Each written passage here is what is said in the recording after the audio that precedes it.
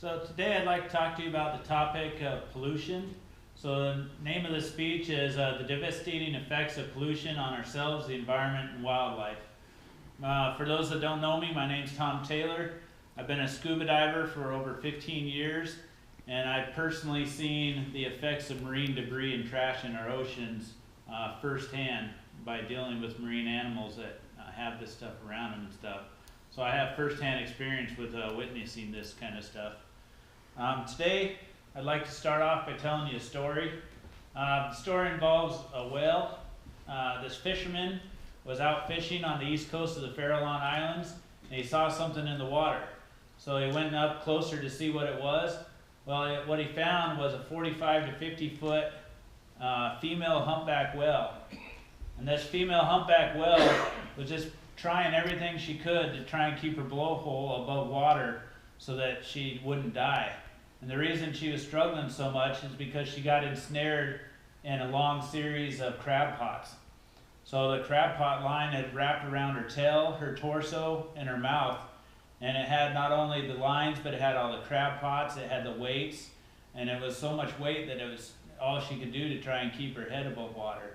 So the fishermen called in to San Francisco Bay to a local marine conservation group who dispatched a rescue team out there.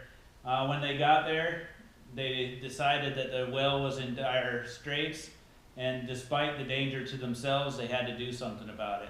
So they dispatched a team of divers with curved blades to go out there and cut the net free. So as they were cutting it, it was so tight that the ropes were actually cutting into the blubber of the whale. So after several hours of trying to cut away and working on this whale, they finally got it free. And the guy that said he was working on cutting his mouth free said the whole time this giant eyeball was just calmly watching him, and it was like it was looking into his soul. And when they finally got it all free, it started swimming around in circles, and the divers described it as swimming around in joyous circles. And after it was done swimming around for a little while, it went to each and every diver and gently nudged them and pushed them around, and the divers described it as the whale's way of thanking each and every one of them for rescuing it. So luckily for this whale, it actually had a happy ending and had positive results. But for most of the marine life that this happens to, it ends in tragedy. So, and it happens quite often. So that not a lot of people think about it, but we produce a tremendous amount of waste. And not only does that waste pollute our land, it gets into our water systems, affecting our drinking water, but it makes it into our other waterways, our oceans and stuff, and you end up with stuff like this all over the world. We've all seen litter. We've all looked around. All you have to do to see litter and pollution is just open your eyes and look around. It's easy to spot beside our roads, in our water, everywhere. So I'd like to talk to you today about the effects of this pollution on ourselves, on our environments, and on our wildlife, and what we can do to kind of help this situation and make it better. So with litter, we've all driven down the road and seen litter laying around. Instead of waiting for somebody else to come pick it up, we need to take action and join community cleanup events, go out there and grab garbage bags and do an adopt a highway kind of thing, and take action instead of just letting it be somebody else's problem. So we humans, we produce a ton of garbage, and most of it's plastics. This seems to be the age of plastic, where everything's made out of plastic, and this is a really horrible thing for the environment, because it can take over 450 years for a single plastic water bottle to decompose. So this stuff doesn't just disappear. As plastic breaks down, it breaks into tinier and tinier pieces due to UV light or being knocked around or broken apart. Gets brittle, and it just keeps chipping into smaller pieces.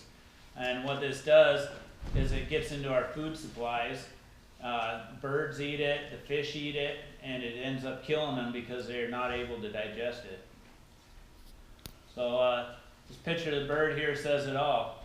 You know, plastic cannot be digested by animals, so it just keeps building up inside of them until it's so full that they can't eat anything else and they end up dying from it.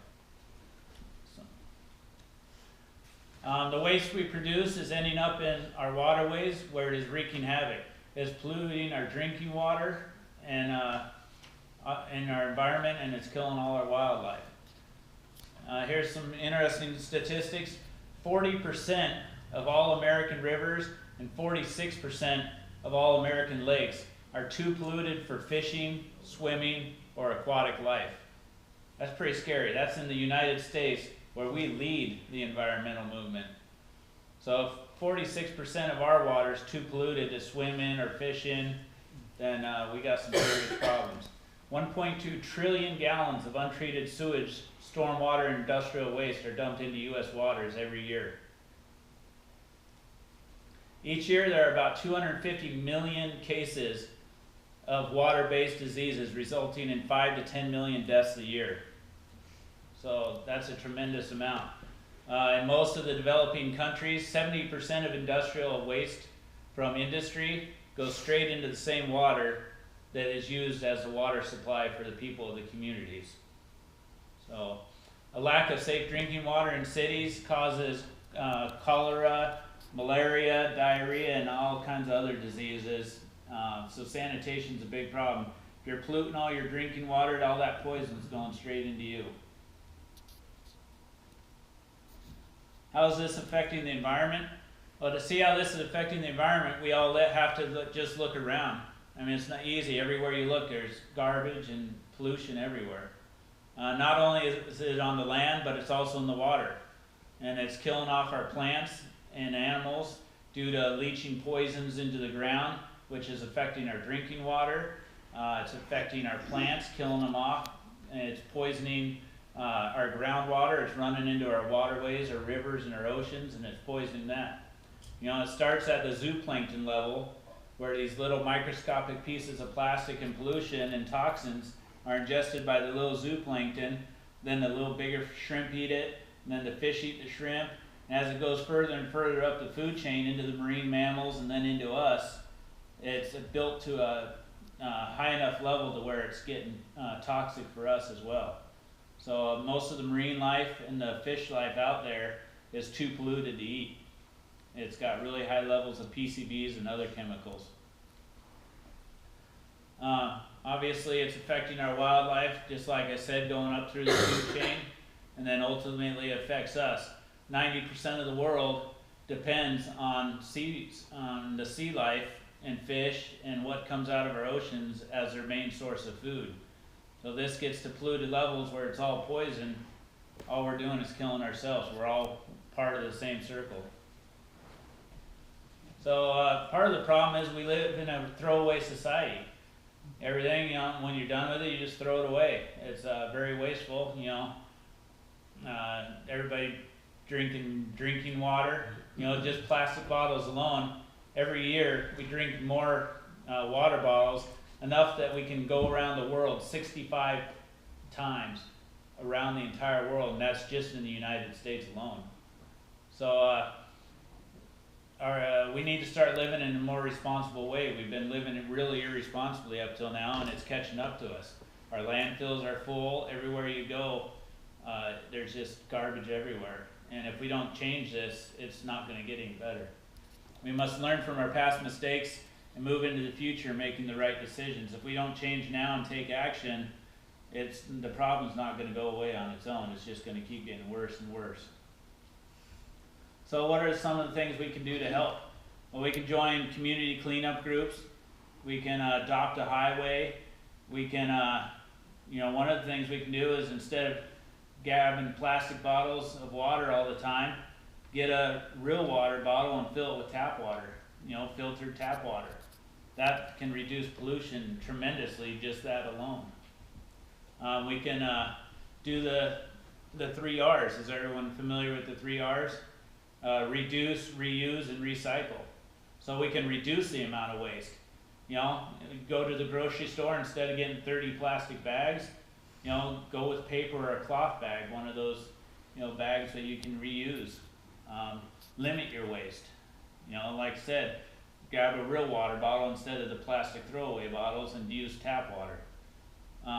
Reuse, you know, that we covered that. Recycle. This is a challenge here in Valdez because we don't really have a recycling facility, but where you can, make use of it. You know, I think Eagle has a bin that if you have all your plastic bags that you haven't used, you can give back to them and put in the recycle bin. Just stuff like that. Just do your part to try and cut down the amount of waste. If everybody does that, we can actually make a difference. Some of the rebuttals to this argument are plastics are cheap. Alternatives could be more expensive or not as convenient, because we've all grown up in this plastic world now where we rely on it as just a regular part of our everyday life. But what we didn't take into account when we first developed plastic is that it would never go away. That it's there for hundreds and hundreds and hundreds of years, and it just doesn't go away. And now we're paying for that, and we need to change that. One thing that's not in my speech that I just recently learned last night is that in 2012, a group of students, college students, went down into the Amazon, and they were doing a study on different plants and the things they can do with them. And they actually found a type of fungus that eats plastic. And with some R&D and some research and development stuff, this could be the future of fighting pollution. If this, they can get this and use it as a tool to start eating away at the plastic. It can survive in a no oxygen atmosphere, so it can eat the plastic away at the bottom of garbage dumps and stuff, because it doesn't need any oxygen. So hopefully this will turn into, you know, some kind of cure, you know, at least a step in the right direction for dealing with this problem. So these are a couple pictures of the pollution and what it does. It really does have an effect on our wildlife. So anything we can do to help would be great. So the part of the whale's brain that is responsible for emotions and memory formation is more complex than that of a human's. We don't want to continue to have stories of our marine life fighting for their lives due to trash in their homes. You know, we're putting this trash in their homes and it's killing them. And we need to be more responsible about what we're doing. If we do not take action now, the problem of pollution will continue to grow until it reaches a catastrophic level where it becomes impossible to deal with and will affect every one of us in a very negative way. I urge all of you to follow the 3 R's in your life: reduce, reuse, and recycle, and try and make a difference in each of our lives. Because together, if everybody works together, we can try and make a dent in this problem. That's all I got. Thank you.